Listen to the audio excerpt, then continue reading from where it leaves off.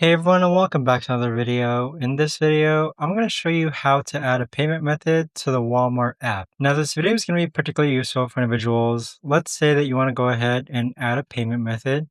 How do you actually go ahead about doing so? Now this video is going to be short, sweet, and simple, guys. There's not going to be a lot of steps involved.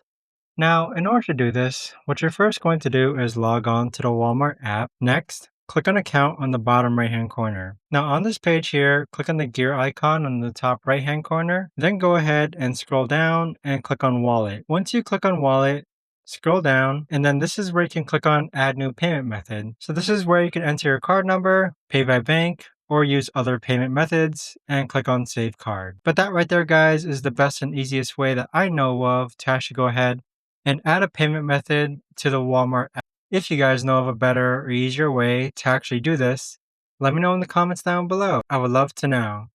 Thanks so much for watching, everyone, and I'll see you guys all in the next video.